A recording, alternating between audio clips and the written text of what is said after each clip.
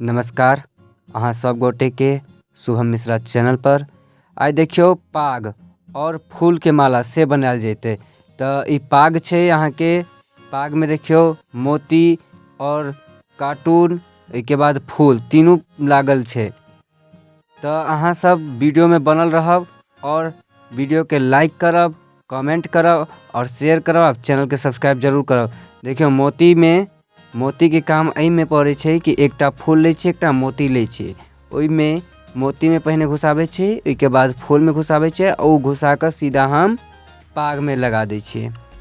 पाग में लगेला के बाद एगो भ गेल। इसके बाद हम फिर एकटा फूल ले छी, फूल ल लेनु।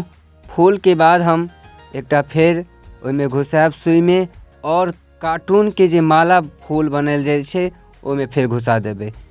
एनाहिते करत करत हम सब एकटा पाग तैयार कर ले छी, फूल डाला तैयार कर ले छी और एहि प्रकार मिथिला के हम सब रस्म पूरा करे छी।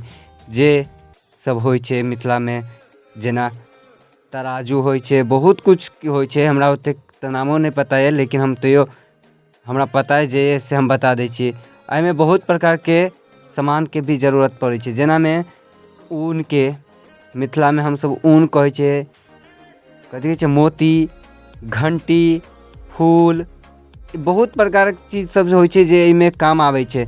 एक एक टा का हमरा से ओते अहाँ से के अगर नाम याद है तो हमरा बता देब कमेंट में जरूर। ताहि के लिए हमरा अहाँ सब के आभारी रहब हम। और हमरा बाजा में अगर कोनो त्रुटि होय तो हमरा जरूर माफ़ करी और हमरा माफ़ करब। फिर हम सब आब